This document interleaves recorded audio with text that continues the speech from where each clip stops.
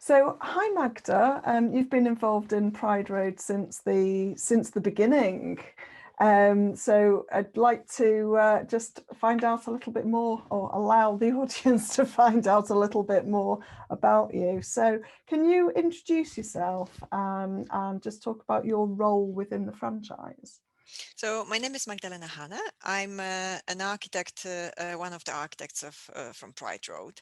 I have two daughters live in Manchester, and I'm with Pride Road since 2017. So a couple of years already has been passed, and I'm one of the franchisees. So I'm the architect that deals with directly with the clients in my area. Cool. So, do you remember why you joined the Pride Road franchise in the first place? I joined Pride Road because I was looking to develop my own business, and I started my business in 2012 and it wasn't really successful because I didn't know how to market and didn't have connections and contacts in the local area. So Pride Road had allowed me to learn how to run successfully the business and easily, and I didn't need to spend lots of time on researching on the questions I had. It's just the knowledge across Pride Road can be streamed directly to me. So if there is any difficult questions that I wouldn't know the answer straight away, we can kind of dip into the experience of everyone in the company. So that's how that and why I joined. And how do you remember how you found the franchise in the first place? I think I was going on meetings with Lisa, and so I knew Lisa Yeah. personally for a while. Yeah, do you And remember how that happened? um, how I knew you, Yeah. I met you on Women's in Properties event. So I've asked you how. Well, I was looking at other websites actually of companies, and when Lisa was still running Ryan's Architecture, um, she was like one of the first architects that would pop up when you Google Manchester architect, and I was trying to. Was kind of admiration on the side of seeing someone successful, and I think I approached her I don't remember what was the approach about, maybe about the work actually, to begin with, and it kind of this connection matured. I think 6 years later, Hmm. or something like this, or 4 years later, into a Pride Road franchise. Because Lisa then later on developed the idea of a franchise, and I was one of the first um, unicorns that Yeah. So you develop it. So pilot franchise. yes, yes. Yeah. My pink unicorn. Magda was my pink unicorn. So for you, what was the main selling point of the franchise? Um, the Back then for me it was um, it, that I could just join and learn, Hmm. and that I wasn't no that there wasn't any financial burden on me to join in. So it was quite an easy step to allow to test something new and see how it works, and because it made it very easy to carry on, and it's kind of it's not it's much more easy to carry on the work through Pride Road than if I would, I could easily just turn around and open my own business. But I think the fact that there is so much assistance and help, it's just I would probably spend as much money on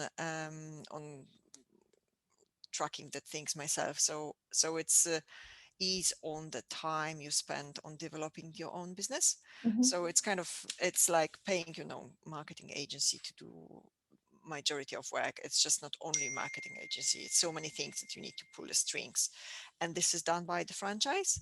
So it's kind of a ready product that you can use, and then you just focus on the work that you want. So designing and not really managing the company. So it's a very um, uh, easy takeaway. Let's call it like that. What's the best thing about being a franchisee? The best thing that I don't need to think about everything in my company. So I can literally, focus on my clients, but I don't need to think about how the business is operating and working, and who is sending what marketing emails, and it's yeah, I can just focus on the actual essential work that needs to be provided by me, and that's the easiest thing for me. And how has your business grown since you joined? It's exponent. Would it call it exponential? It's Exponential? just, yeah. It grows really steadily up. So every year, probably you could easily add 5 grand more of a turnover. And I think this year, I wonder whether it would spike up because the COVID incentivized a lot of people for Mm. developing. So we are now snowed in with the amount of work. Well, Um, you clicked over the VAT threshold. Was it last year or the year before? it was 2019. Wow. So it was a little bit, yeah, it's already, the time flies. Yeah. Yeah.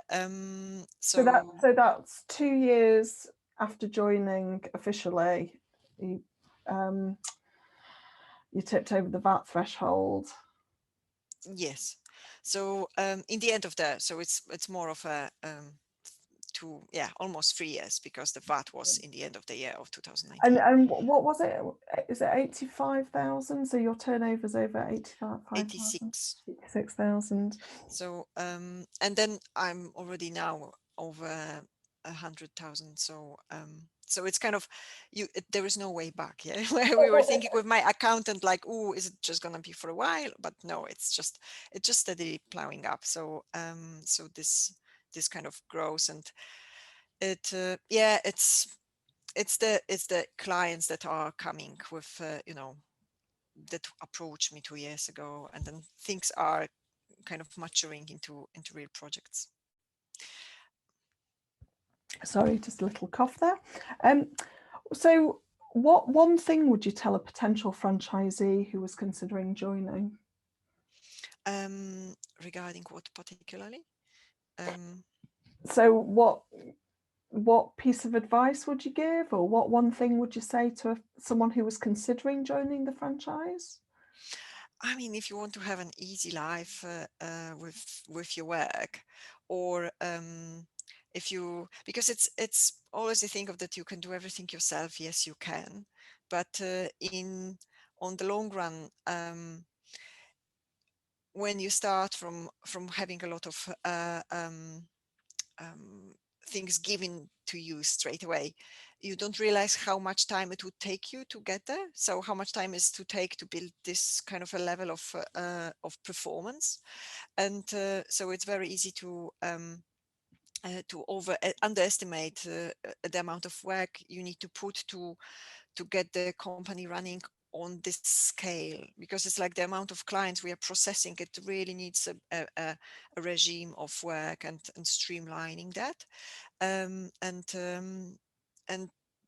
therefore the snowball becomes bigger and bigger much faster. So so in a way, this is how it's like, at some point when you have the money to invest, you would rather subcontract things that you don't need to being involved personally.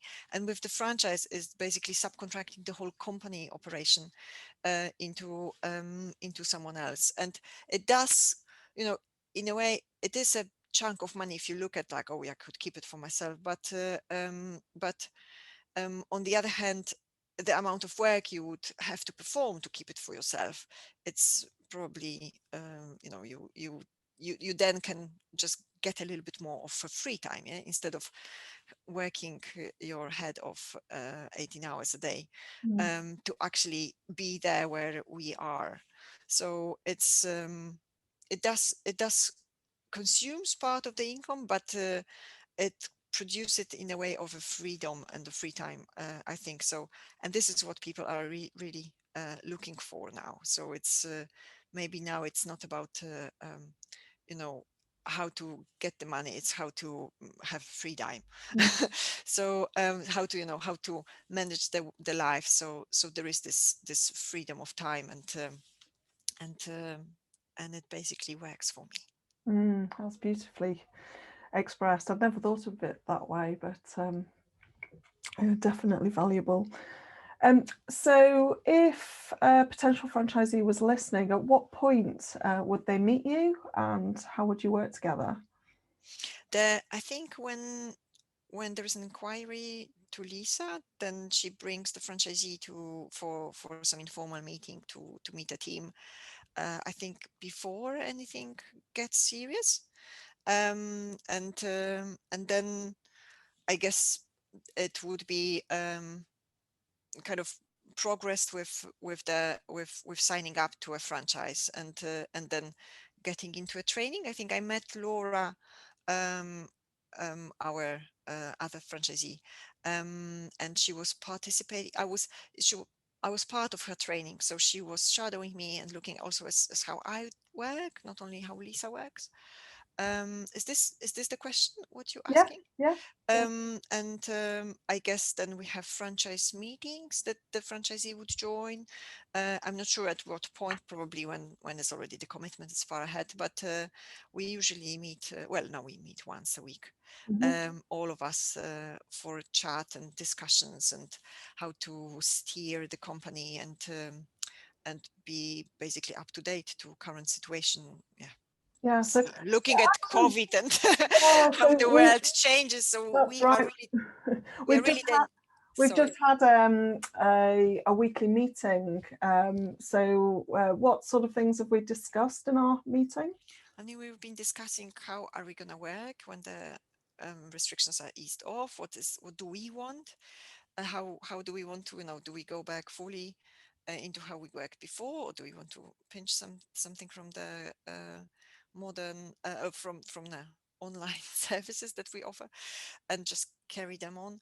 And we talked about our CRM system, follow-up emails. What do we need to change? So or we checked whether things were as they should be. What else did we talk?